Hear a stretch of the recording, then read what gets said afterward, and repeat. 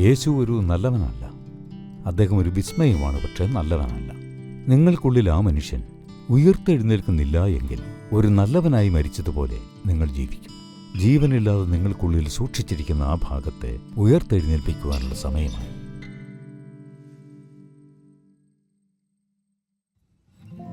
നോക്കൂ, നാം ജീസസ് എന്ന് പരാമർശിക്കുന്നത് 2000 വർഷങ്ങൾക്ക് മുൻപുള്ള ഒരു മനുഷ്യനെയല്ല, എല്ലാ മനുഷ്യരുടെയും ഉള്ളിലുള്ള ഒരു സാധ്യതയെയാണത്.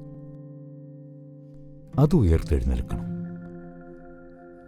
നിങ്ങൾക്കുള്ളിൽ യേശു ഇല്ല എന്നല്ല, നിങ്ങൾക്കുള്ളിൽ അദ്ദേഹം കുരിശിലേറ്റപ്പെട്ടവനും ഉണർവില്ലാത്തവനുമാണ്. അദ്ദേഹത്തെ ശാക്തീകരിക്കേണ്ടതുണ്ട്. യേശു ഉയർത്തെഴുന്നേൽക്കണം.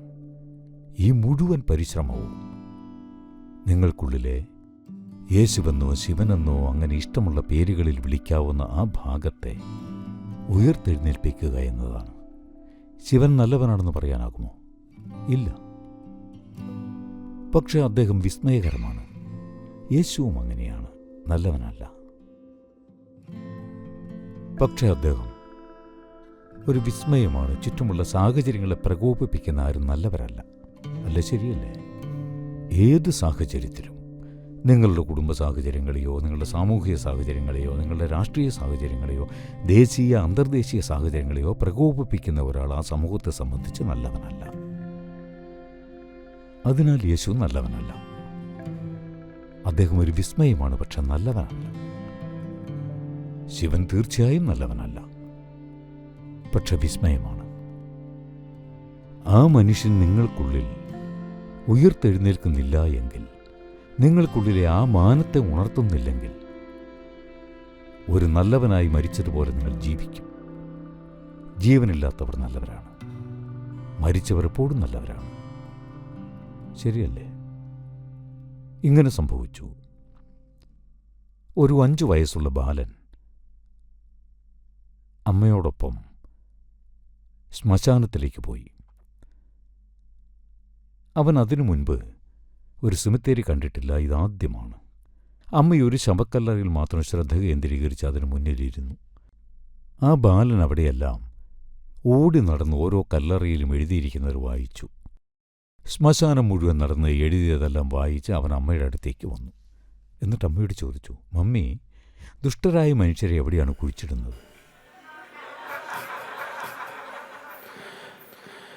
എല്ലാ കല്ലറയും പറയുന്നത് ഇതാണ് ഏറ്റവും നല്ലവൻ എന്നാണ്.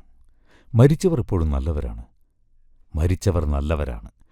ജീവനോടെ ഉള്ളത് പ്രശ്നമാണ്. ജീവനോടെ ഉള്ളത് പ്രശ്നമായതിനാൽ ജീവിച്ചിരിക്കുന്നവരെ പാതി മരിച്ചവരാക്കി നാം മാറ്റി. 50% ജീവൻ സുരക്ഷിതമാണ്. മിക്ക ആളുകളും അങ്ങനെ ആയിത്തീർന്നു. അപ്പോൾ നാം തീരുമാനിക്കണം, ജീവനുള്ളവരാകണോ മരിച്ചവരാകണോ? പാതി മരിച്ചവരാകുന്നത് നല്ലതല്ല. ഒരിക്കൽ ശങ്കരൻ പിള്ളയെ അറസ്റ്റ് ചെയ്തു. അയാൾ ചിക്കൻ കട്ട്ലറ്റിൽ കുതിരയിറച്ചി കലർത്തി വിൽക്കുകയായിരുന്നു.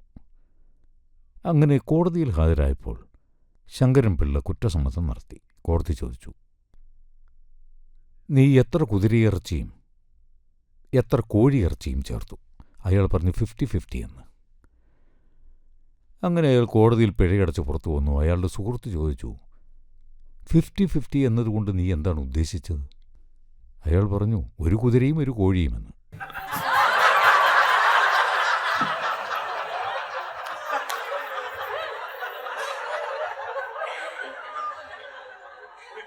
അതാണ് 50-50. ഇങ്ങനെ മിക്സ് ചെയ്താൽ ഫലിക്കില്ല. മരിച്ചതിനെ ഉണർത്തേണ്ടതുണ്ട്. ശരിക്കും മരിച്ചതിനെ ഉണർത്തേണ്ടതുണ്ട്. നിങ്ങൾക്കുള്ളിൽ ഒരുപാട് കാലമായി ജീവനില്ലാതിരുന്ന മാനത്തെ ഉണർത്തേണ്ട സമയമായി.